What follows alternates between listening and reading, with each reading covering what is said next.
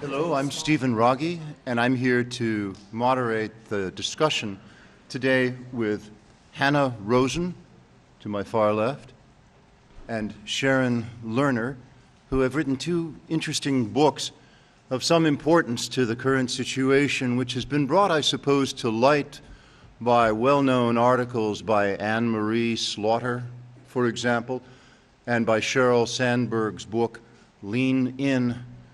But these women have gone out as good journalists and gotten the story of what is happening with the genders in America, particularly at a time when it seems as though people feel themselves under pressure from social change and economic difficulties and lack of work opportunities. These two books, one titled, Hanna Rosin's book titled The End of Men and the Rise of Women, an alarming title to men, and if you glance at it wrong, it looks like the end of me. I will not vanish, however, as part of this presentation. And then Sharon Lerner's book, The War on Moms, on Life in a Family Unfriendly Nation. Both authors have done a great job of reporting their story. Their work has appeared frequently in Slate, where Hanna Rosin is the founder of a section on Slate called XX, a reference to the female genome. And her work has also been in The New Yorker, The New Republic, The Washington Post, and she's a senior editor at The Atlantic. Sharon Lerner's work has appeared in many of the same places, in The New York Times and in the in the Washington Post and in Slate. She'll be speaking to us first to give us a sense of her book, The War on Moms.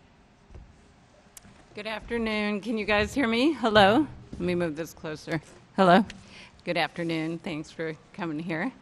I'm going to talk a tiny bit about my book, and I think Hanna will too, and then we just want to have a conversation with all of you about this topic. I believe the official question on the table today is, can women have it all?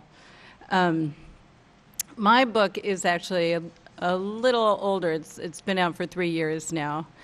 And when it first came out, I was doing what Hanna has been doing this year, which is going around to different cities and talking and reading. And when I was in Buffalo, New York, I was about to give a reading. And I think because Buffalo is a pretty small city these days, there was a story about it on the front page of the arts section. And so there was my book and possibly my face and the topic, which was the war on moms. And across the page, there was another story, The End of Men. And apparently, just then, Hanna had come out with a cover story in The Atlantic that was about this imminent end of men. And we were literally, across the page staring at each other. And we're 3 years ago, and I guess today too, posed as being on opposite sides of this question of, women, work, and sort of the future of women and work. And so there is some truth to that, I think, that we're coming at this issue from different places. But I think, as you'll see today, there's also quite a bit of overlap. Hanna, as you may have guessed from the title of her book, is talking about women on the ascent. And, I hope I didn't give anything away there, but and she'll talk about that more later. I am sort of saying the opposite. I talk about women, and in particular mothers in this country, as being stalled. And I kind of started from this point of looking at a lot of demographic data, which Hanna does too, and different all sorts of data points. But one of the findings that I used to jump off from was that on a handful of really major indicators, women who had been on the ascent in many ways for much of the past 50, 60 years seemed to have stalled. One of the big places was in terms of their participation in the workforce. And So it's not exactly a question of can we have it all, but I was sort of looking at how are we doing? And how are we doing seemed to be not as well as we could be. So to very much summarize my book, not as well as we could be. I think that we agree that the big story, one of the biggest stories of the past century in terms of women in work is this incredible increase in women in the workforce and women's power that comes from that. So I completely, I think it's hard to deny, right? We've seen this major influx of women into all industries, and we've seen, and that's been happening for so long. The tipping point was in 1980, when we had 50% of women in the workforce. So I think that we completely agree on this bigger picture, but my question again has to do with what happened after that, what's been happening recently, and why. And my interest when I look at these issues, and it's just sort of how I'm oriented and where my curiosity lies, is structural. What are the laws and policies that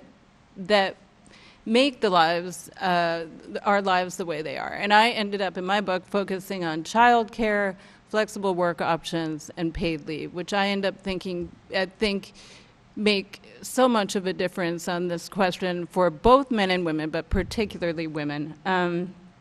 So I mean, this is just to introduce my book, to say that I think I'm very interested in the bigger question of where we're going. I think we can't, we're reporters, and so we're looking at what has happened and what is happening. I mean, and to a certain extent, it's anyone's guess what will happen next. But the way that I've seen the trends that we're going to be talking about over the past few years is this real, this stalling, which I attribute to a lack of structural support. So I'm going to pass it on, and we'll talk more about that soon. Thank you. Hi, everyone. It's really, really a beautiful day, and this is one of the nicest schools I've ever seen in my entire life, and I'm really, really jealous that my kids don't go to this school, so I'll start just by getting that out on the table.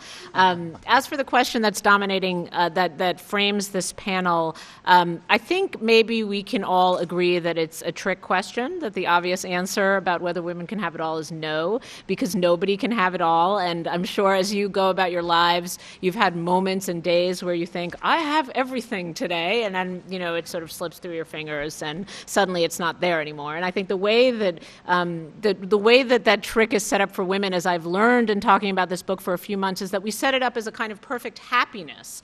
But even when I'm describing the rise of women in my book, they haven't risen in terms of happiness. If you measure women's happiness in 1970, which people have done, and you measure it now, they're in fact less happy now than they were in the 1970s. And I think happiness is a complicated question. I think that has to do with choices. The more choices people tend to have, the more areas in which they can find themselves wanting, right? Like now, it's not only that you're not from the Betty Friedan days, that you haven't tucked your slip covers in, quite the way that you should, but you're also, not the best employee, and you're also not enriching your children in quite the way you want to. So I think when you set it up as can women have it all, you're talking about, a kind of nirvana that's completely unattainable and in fact becomes more distant as we strive towards it. But that's a different question than sort of power, economic power, cultural changes.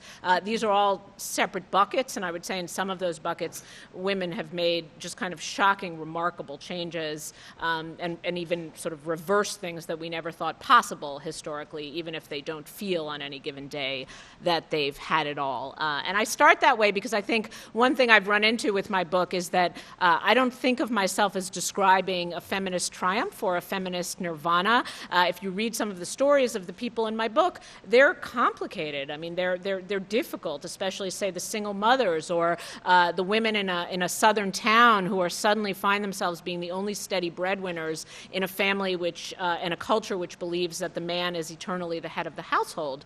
So that's really complicated because obviously the woman is sort of happy and feeling her power, and she's never earned money before, and she's got a husband who's probably feeling slightly strange